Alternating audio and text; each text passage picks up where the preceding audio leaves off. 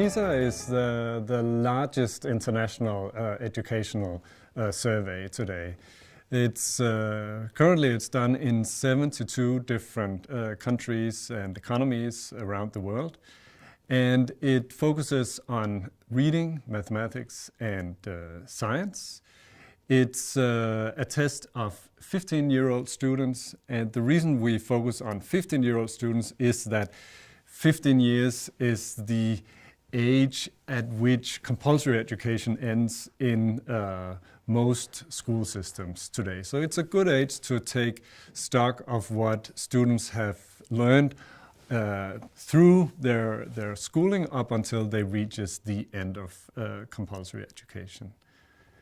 The PISA test is focused not so much on whether students can reproduce what they have learned in school, but more on whether they can apply their skills in what we call real life context. So, for example, whether they can apply their skills in different school contexts, work context, but also everyday context. And many of the questions in the PISA test are not just multiple choice questions, but questions where the students really have to think for themselves and communicate their own responses. All they get is just a blank line where they have to communicate their own responses.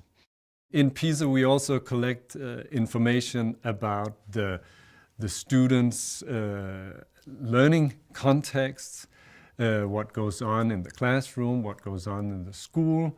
We collect it from the students themselves. We also collect it from teachers and from school principals. And we use all of that information to identify what are the schools, what are the school systems that do better than others, and what is it that is happening in those schools and school systems that can explain that they're performing better than others. The first thing that struck many countries that participated in the first PISA rounds was how they, as a country, were performing on the PISA. How did they perform compared to other countries? But also, how did they perform compared to what they, as a country, what educators, what policymakers, what citizens in general had expected that they would do. And in many countries, we saw that there was a gap between what the countries had expected and how they actually performed when compared with other countries. And that created what in many countries was almost like a shock, what in some countries was called a PISA shock. The next phase then for countries that participate in PISA was to look at what is it then that some school systems are doing better than others. When we look at those school systems that are doing best in the world, what is it that they're doing? And actually, when we look at the school systems that are doing very well on the PISA, they're not all in the same part of the world. They're very different school systems, sort of like on the surface. We have school systems in North America, like Canada, doing very well. In Europe, Finland, doing very well.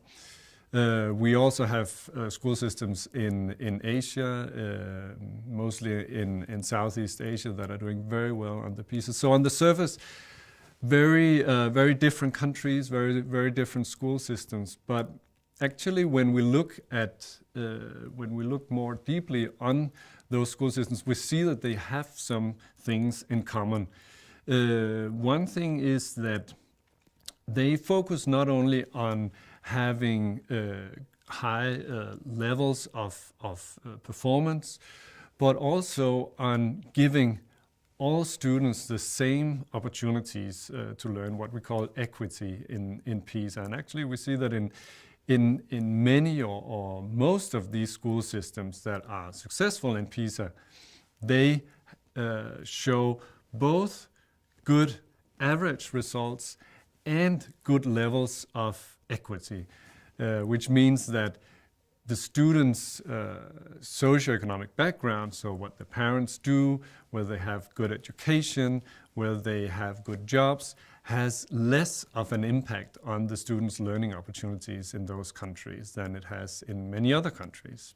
But in the most successful school systems, whether they're in Europe or in Asia or in North America, education is something that is very highly valued, and teachers as a profession are very highly valued. Also, when we ask the teachers themselves, that's what they say.